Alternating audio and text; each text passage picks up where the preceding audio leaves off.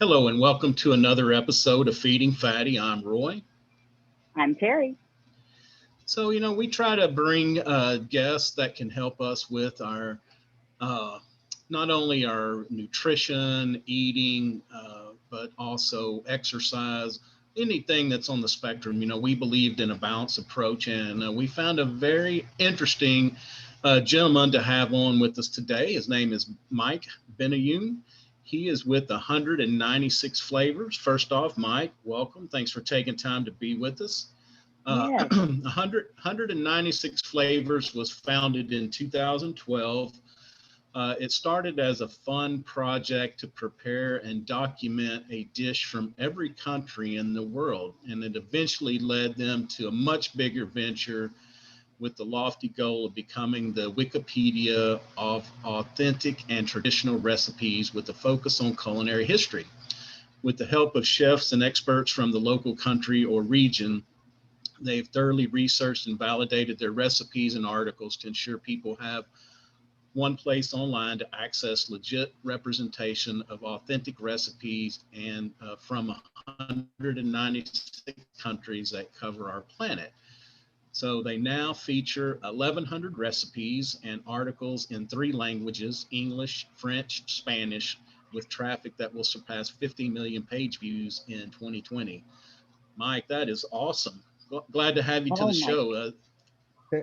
Thank you so much for having me, Roy and Terry. Really appreciate.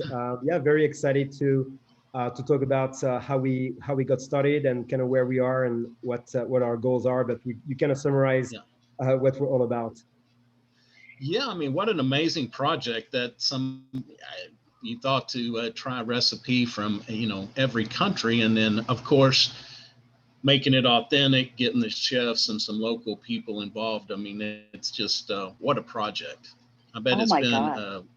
yeah, Yeah, so it's funny because when we started, like you said, I mean, it was really a hobby and it was really nothing more than a fun idea that I had in the back of my mind for a few years. And I suggested it to my best friend, Vera, who is my business partner now.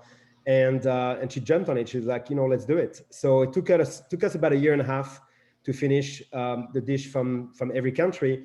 The thing is, at the time, we were probably not as thorough in our research as we are now, because again, it was just for fun, and we're like, all right, if it's not the right. exact authentic recipe, no big deal. But now we have other ambitions, and we are much more thorough. And if it's interesting, I can tell you kind of our process in terms of research and kind of you know how we go Yeah. about it. And was So that have y'all so? Is your background in as a chef? Chef, is that what you did, or what did you do as work? Absolutely not. And my background is in cooking and eating since I was a kid. So my Mine background, too. like a lot of people, no, my background is more in the software industry. So Okay. I studied more on the technical side, and then over time, I morphed more into uh, biz dev and sales and marketing.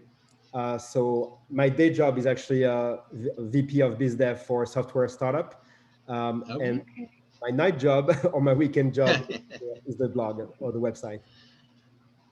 Well, that's All cool. other hours. Have you surpassed one recipe from each country, or y'all gonna like build on that once you get that initial? Well, y'all already got the initial one, but are you just gonna keep building that out? Yeah, so we do have that was our initial goal, right? So to have one recipe from each country in the world, which we finished in a year and a half. Since then, what we have done is initially we were focusing on one country per week. For the past 4 years, we've been doing one country or one region per month.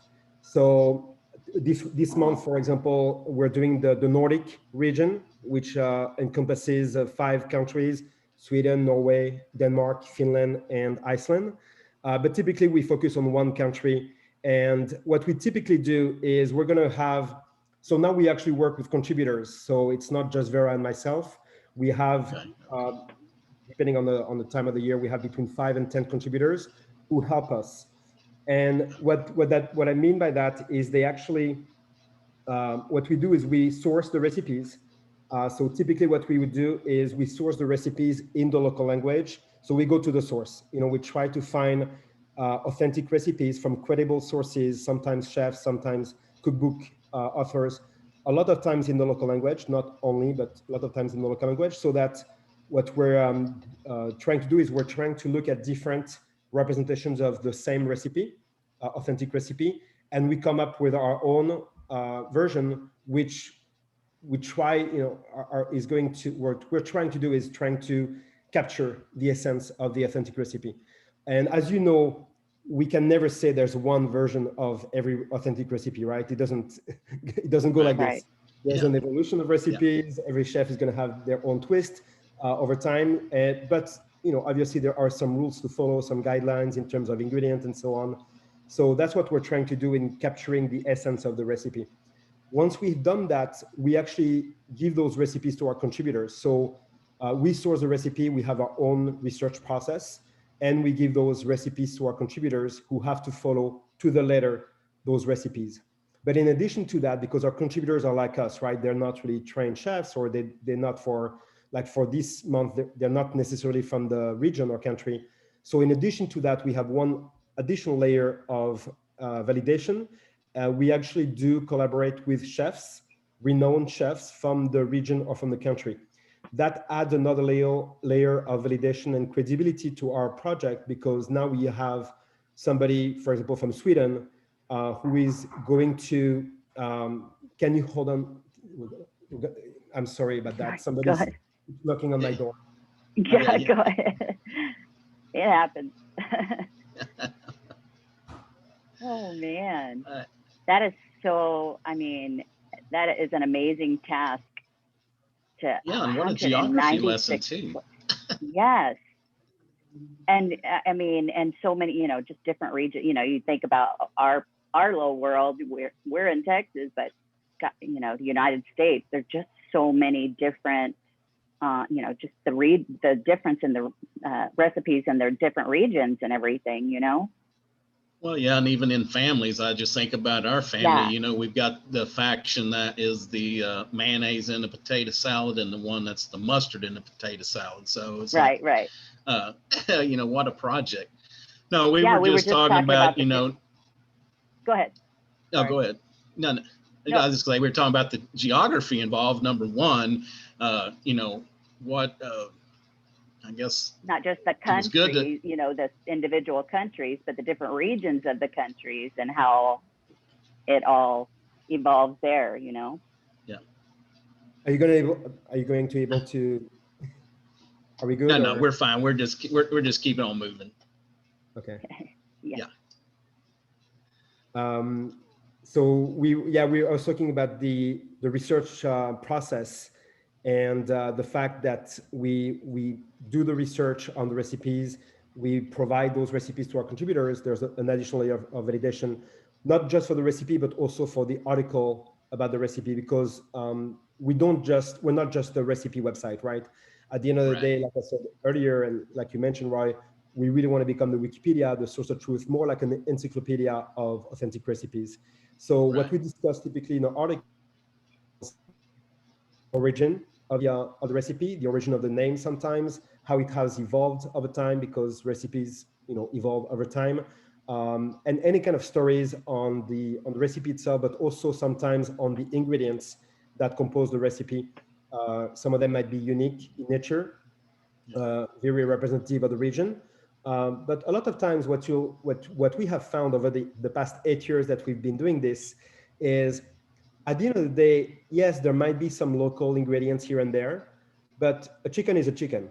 So whether it's in the Nordics or in France or in the US, a chicken is a chicken. What you make of the chicken is what's going to be representative of the cuisine of the region, whether it's spices, cooking techniques, combination of ingredients, and so on. Okay. So do y'all give guidance on on the particular spices? It may not be something readily available here in the States, but do y'all give guidance on where somebody may be able to obtain that? So we're not the biggest fan of substitutions, because we are all about authenticity. So Right. I'm going to say that nowadays in 2020, especially with the internet, you can pretty much find anything you want online. So it's yeah, it's very easy to source ingredients, and yeah, I've never had any problem sourcing ingredients. Yeah. So what about cooking styles? I mean, we're used to the States. We have kitchen, we have ovens, but uh, I'd read not too long ago that probably still 75% of the population cooks outside or something wildly high number like that. So I guess the differences in, like maybe what we think about a Dutch oven versus outside on an open flame versus on a stovetop. How has that worked out? Yeah, that's good. That's a good point. So in most cases, you're right. We may change sometimes the cooking methods to cook inside as opposed to outside. Yeah. So yeah, so there are some nuances. We always try to stay as close as possible to the authentic recipe, but there's Right. been occasions where you could get the same results. And by the way, the recipe has evolved to a point. I can mention one example. There's a recipe called Kuzi, Quzi, from Iraq. And this is supposed to be originally, it's a centuries old recipe of typically an entire lamb that is open and stuffed, like the entire lamb is actually stuffed, uh, obviously cooked outdoors on an open flame. The recipe has evolved to a point where chefs are not cooking an entire lamb anymore. They're actually cooking pieces of lamb in a Dutch oven or larger pot. Uh, but everything is cooked together. So it's still called a kuzi. It's just the recipe has evolved to make it easier for modern chefs to cook, and it's totally acceptable. Okay. So what was what's one of the most unique regions or unique countries that you got? I can't even think 196. I mean, that's kind Oh my of, gosh. So I'm yeah, going to say it's the most unbelievable. unique, not necessarily my favorite, but the most unique in terms of cuisine that I was not familiar with, and I think most people are not familiar with, is the cuisine of West Africa. Um, Okay. and our Western palates are probably not that used to the flavors and some of the ingredients of Western African cuisine. There are some really, really good dishes. One of my favorites actually on the site is called Tiboudienne or chep from Senegal, which is typically fish, whole fish with a bunch of vegetables, some specific spices, one very pungent spice that I think it's called netetu. When you smell it, it's really, really pungent. But when you use it in cooking, like a lot of ingredients, it actually is tamed as you cook it and as you simmer it. So there are some really, really good dishes like this one. However, I think in general, our palates, and I talked to a friend about it, our palates are probably not that used to it. It's interesting because a few years ago, 4 or 5 years ago, for 1 year, I actually hosted cooking classes here in Los Angeles.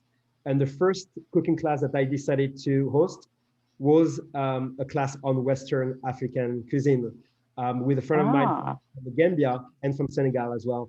So she helped me host. We had like 35 people. It was a pretty successful cooking class. And again, trying to make this cuisine more popular in here in LA, but in the Western world in general, was very exciting. wow. Do you find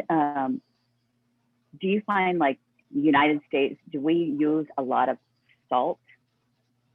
Maybe trying to make up for lack of knowing about the different spices and how to use them. I I mean, think is that a thing? it's possible. I'm not really exposed to that. I think in processed food, definitely yes. Yes, But I'm going to say, in general, at least my friends, my entourage, my family here, not not so really. much. I haven't really Okay. noticed it. What I have noticed though is, yes, there's probably less use of spices in general, or probably the same over and over. it's interesting because I'm really not a picky person. I'm really, I really love to eat and cook, and I'm really not picky. But there is one spice that is way overused in the US that I really can't stand. It's cinnamon. Really? Yes. Okay. So with the season Interesting. right now, it's not my favorite season, as you can expect. Yeah, When you yeah. go to the stores and what, I like cinnamon. The problem here is it's not the same cinnamon as it's used in other parts of the world. So there's two types, the Ceylon and Cassia, and the one that is used here, which is typically used a lot in powder form, Uh-huh. where we do use it in ground form in other regions, right? I'm not saying it's specific to the US, but there's a lot of dishes where you just use one stick and you remove it, and it's fine. But when you use the ground form of cinnamon, I think it's way overpowering. And I always joke with my friends by saying that I think cinnamon grows inside apples in this country because there's no dessert that has apples that doesn't have cinnamon. It just goes hand in hand. Right. Right, exactly. That's true. Yeah. Oh my So, God. I always get, yeah, go ahead. oh no, I was just going to say, so I'm not a big vegetable person. So, I know the main categories like a potato and broccoli and some things, but I guess as you go across the world, are there different vegetables and that you run into that maybe some other countries use a lot more of? Yeah, I mean, there's obviously I have been exposed to different fruits and vegetables alike over the course of the past 8 years. One that comes to mind is one called banana flour, which is used in a lot of Asian dishes. I can think of one soup from Laos, very popular. Actually, I think it's one of the national dishes over there called khao pun, which is made with different types of vegetables, but one of them being the banana flour.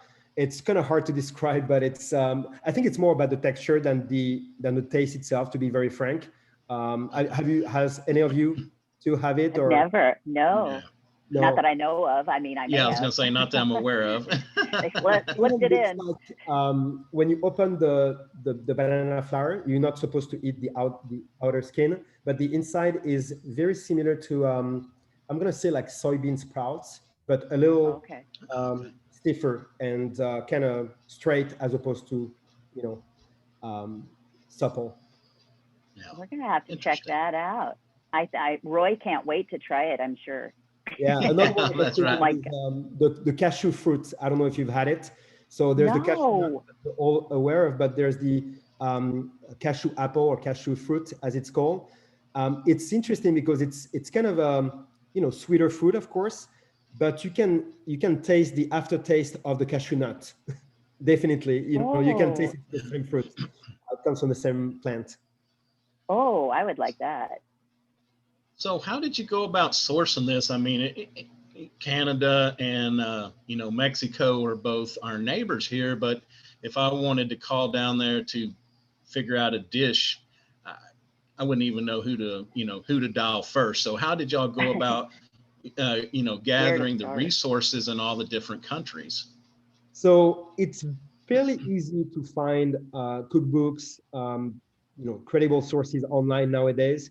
I think in the past we would have had to go to the library, but it's pretty easy to find credible sources, in cookbooks like of renowned authors, um, most of the time from the country, and obviously they Okay. have the credibility.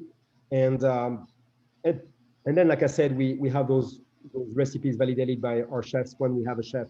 So by doing this research very easily, we can find at least for Canada, it might be a little more difficult. I don't think we have as many, but Mexico has a rich cuisine, and there's quite a few resources for finding those recipes.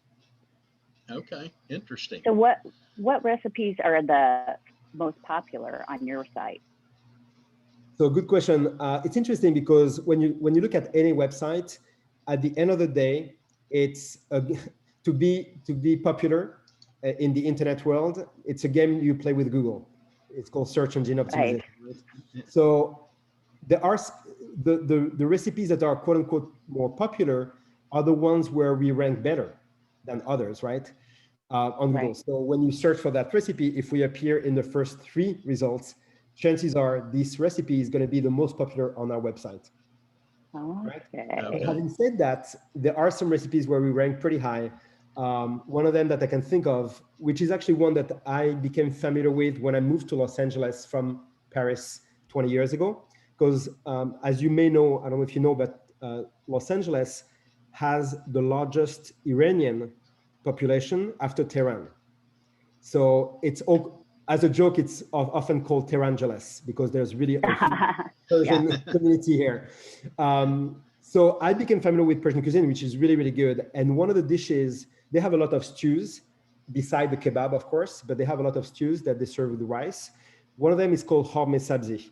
And horme sabzi is this very unique stew, which is made with maybe 5 or 6 different herbs, fenugreek, parsley, cilantro, onion, like different herbs, greens, and they are sauteed, kind of reduced. A lot of the water is evaporate as you saute the herbs, and then you use it as a base for a stew where you incorporate beef, red kidney beans, and then another unique ingredient, more kind of a spice called limo amani.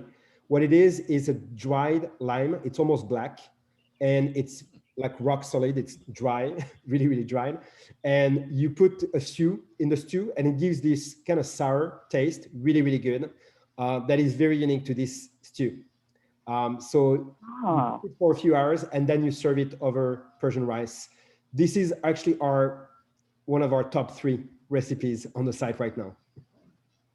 Oh my, that sounds lovely. Oh, I'm gonna have to try that. It's really good. So it's interesting because, like I said, I discovered this dish 20 years ago. However, I was born in France, but my background is from North Africa. So both my parents are Jewish from North Africa. My mother was Tunisian, and my father is half Moroccan, half Algerian. So I was more raised on my mother's side of the family. And there's a very, very typical dish, which is more like a Jewish Tunisian dish called kaila.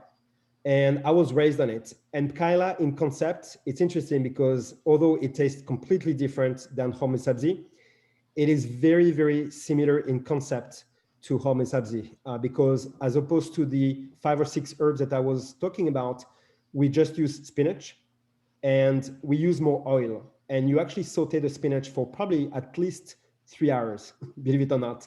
Wow. I have a technique now which is not authentic, but you can cut down this time in 45 minutes in the microwave, and it works. But you kind of reduce the spinach. Again, spinach is probably 95% water, right? So you reduce it to a form which is very, very black green. And again, you use that spinach confit, if you will, to make a base for a stew. Same thing, we add beef. We use white beans as opposed to red beans in the horme sabzi. There's no sour agent, but we add harissa, if you know about harissa, the chili paste, which is Tunisian. Not a lot of people know that, but it's original Tunisian. And we put coriander, cilantro, mint, and we serve it over couscous because our rice in North Africa is couscous.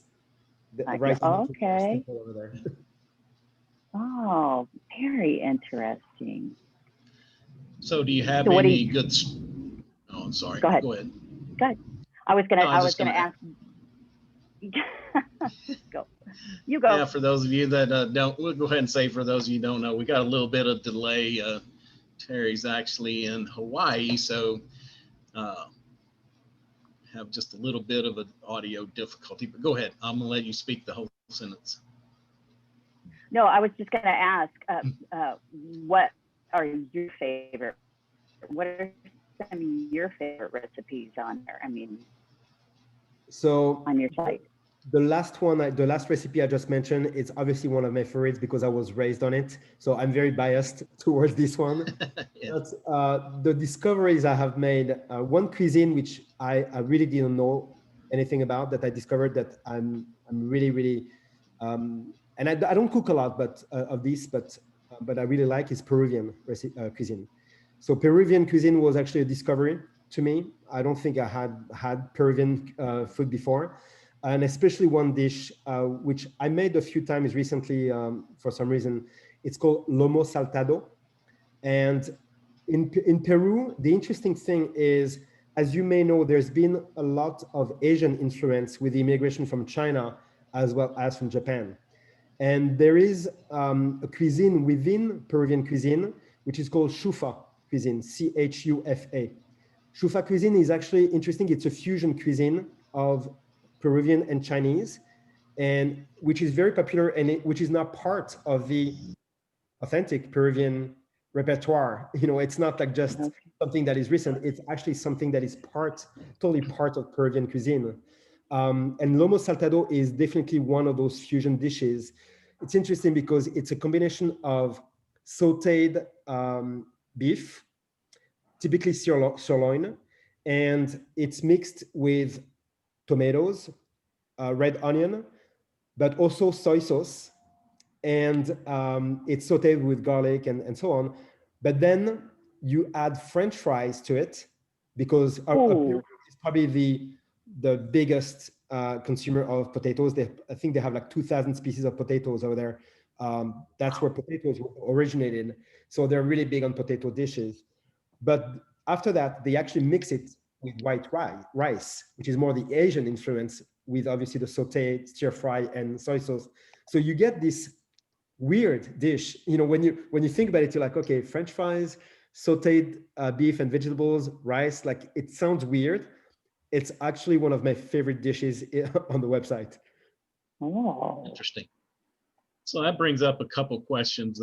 First off, what is the mix between more of a vegetarian style versus the dishes with protein? And then kind of a follow-up to that is going to be, so what is the most common protein that you found used in the dishes? Sure. So interestingly enough, you know, humans have always been carnivores and omnivores, right? But interestingly enough, when you look at authentic cuisine, especially in the past 10 to 15 centuries, meat has always been an expensive produce. So when you think about it, a lot of those authentic recipes, not all of them, but a lot of them, always had a vegetarian version, which was more for the poor people, and then kind of a festive version with meat added to it. Okay. So what this means is, even though there's obviously a lot of recipes that include meat on our website, we also have a lot of vegan and vegetarian dishes. Depending on the country and region, it's going to be more or less difficult to find meatless or vegan or vegetarian dishes. For example, South America is very meat heavy, you know. So I just talked about Peru. There are actually a few dishes without meat, but you would be hard pressed to find dishes without meat in Argentina, Uruguay, Brazil. You know, those countries are very big meat eaters. Central and Eastern European countries, same thing, meat and potatoes. Okay, interesting. just like Fort Worth. Yeah, exactly. Yes. So as you put these dishes together, what would you say is the most used protein from around the globe? I'm probably going to say chicken. It's probably the most pervasive. Yes, slowly, maybe shortly after, it's beef.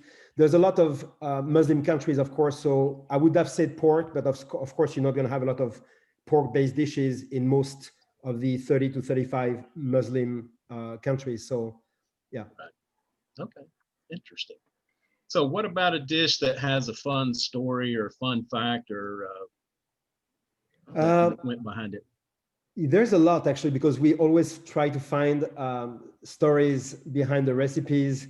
So, you know, in preparation for our talk, I prepared a kind of few interesting stories, and we can go through them. But one which I thought was interesting, because I'm going to ask you a question. What is the most popular Vietnamese dish, that the first one that would pop up in your mind? Uh-oh. Okay, a hint. It's a soup. What is it? Oh, like The soup. It's very popular in the US. like miso soup or something? No, Is that would that be it? Japanese. That's Okay. yeah. So the most Oh common my that you gosh. see in every Vietnamese restaurant across the world, not just in the US, is pho. You know, it's Oh, PHO. okay. It's pho Okay. soup. Oh, Yeah. see, and So I say it wrong anyway. I know. Yeah. So interestingly enough, actually, pho comes from French. There's a very authentic traditional dish called pot-au-feu, P-O-T-A-U-F-E-U. F-E-U in French is fire. So it's pot under the on the fire, and it's a bunch of vegetables and meat, kind of a soup, but soup slash stew that is very popular. It's centuries old recipe.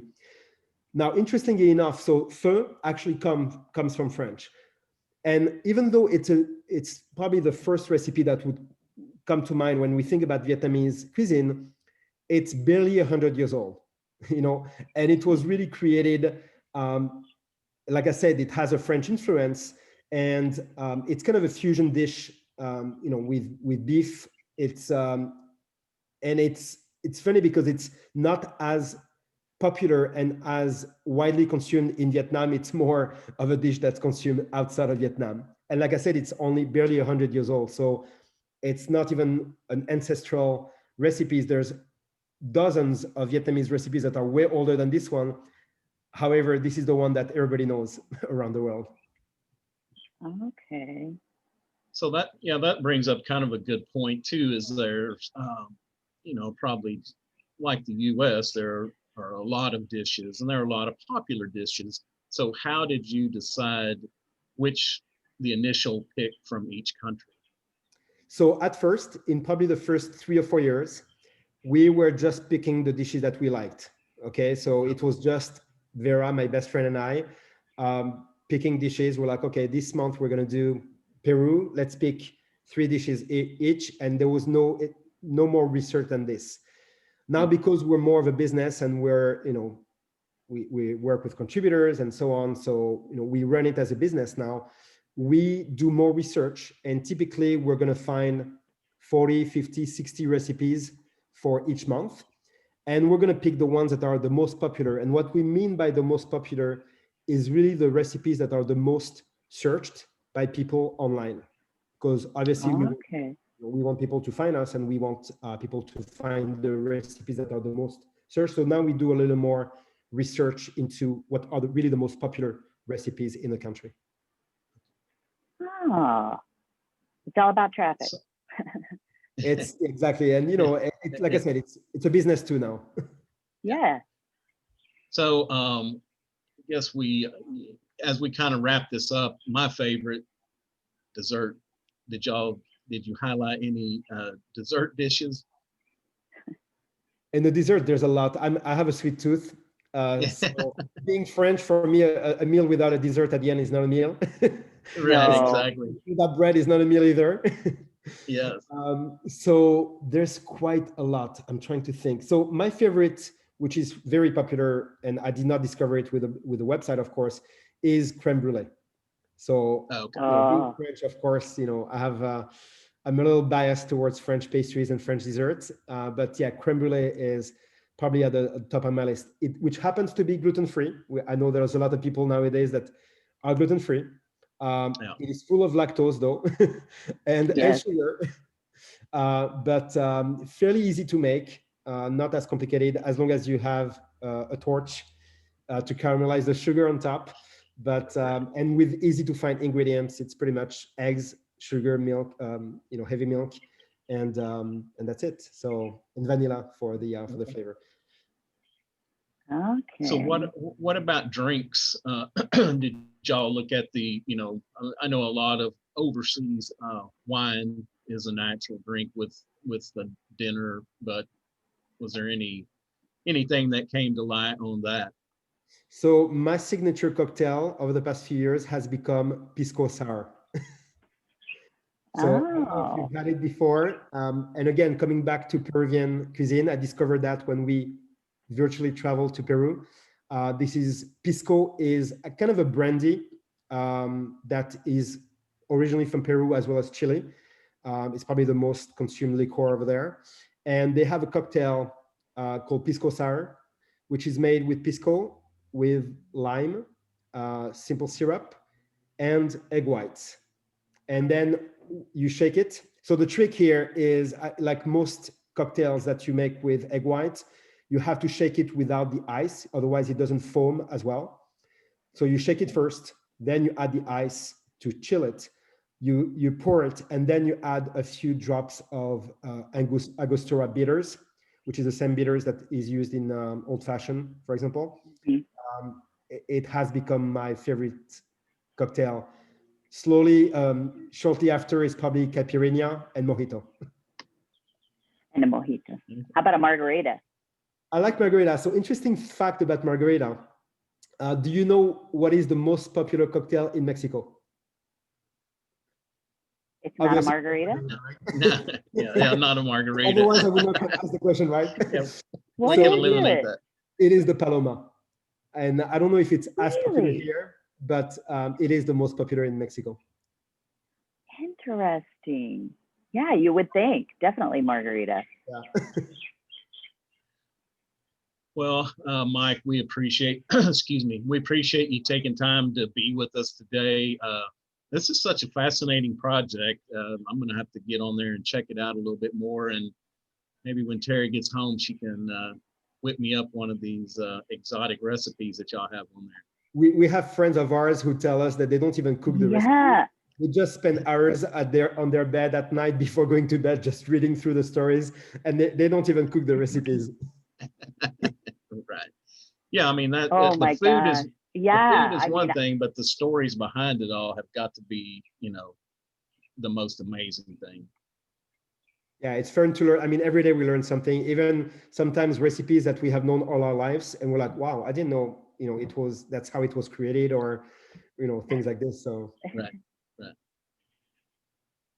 I'm sorry, Terry. I didn't mean to cut you off. Okay, I have. Delay there. That's okay. No. I just had this in the back of my head while we were talking to you. I was trying to work it in, but okay. So we're trying new things with tofu. So what's your favorite? Do you like tofu? And what's your favorite dish if you do? And what would be easy? Not real. All right. We're not so much about easy recipes. I know. No, there's a lot of easy recipes, but not all of them are. My favorite dish with tofu may not be as easy, but it's a stew from Korea, which is called the silky tofu soup, which typically includes some kind of meat. So it could be beef, but it's also made sometimes with seafood. And it's the broth has to be made with seaweed and anchovies. So it's kind of a fishy kind of broth. And then it's piping hot because it's served in a stone bowl. And it's an egg drop soup as well. So you typically add an egg at the end, which because it's piping hot, it's going to cook obviously in a couple of minutes. But you use the silk tofu. There's different types of firmness tofu. So you would use the one that is the most silky, which is kind of, it's almost going to look like eggs in it, but it's going to be tofu inside the soup. Like I said, piping hot. It is also very spicy. And if any of your listeners is visiting LA, we have a chain of Korean restaurant called BCD Tofu House, which is actually open 24 hours, like Dennis. It is kind of their Dennis in Koreatown. And in making their own tofu. And also their signature dish is this silky tofu soup. Oh, okay. I haven't tried to make any soup. No, look that up. It's really, really good. All right.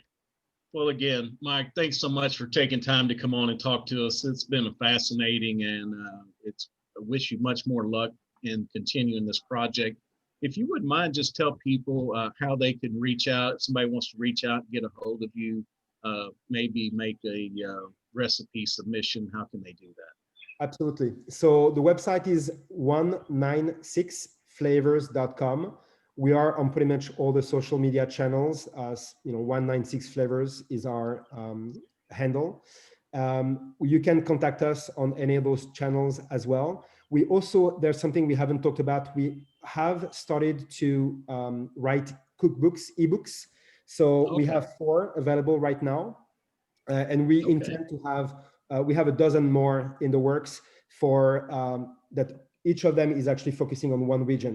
So far we have one for the Middle Eastern cuisine, for North African cuisine, Southeast Asian, and we just released our Indian subcontinent cuisine book. And again, like I said, we add typically one a month. And actually, for the listeners of Feeding Fatty, we are offering 25% off those ebooks. So if you use the code FF25, you will have access to 25% any of our ebooks. And like I said, right now we have 4 available, but we have a dozen more in the works. Okay. Oh, Well, great. that's Thanks a lot. great. We appreciate that. I'm Yes, sure we'll reach out and take advantage of that ourselves. for sure. Yeah. Yes, All I right. can do difficult. I don't have to do easy. I can do it. Yes, you Everybody can. can do it. All right. Well, thanks a lot. Again, you can find us at www.feedingfatty.com. We are also on all the major social media networks, Facebook, LinkedIn, and Instagram. And also this copy of this interview video will be placed up on YouTube. We're also, you can find us on all the major podcast platforms, iTunes, Stitcher, Google Play, and Spotify, just to name a few. If we're not on one that you listen to your podcast on, please reach out. I'd be glad to get it added for you. Until next time, I'm Roy. Please take care of yourself. I'm Terry. Bye. Thanks, Mike. Thanks, guys.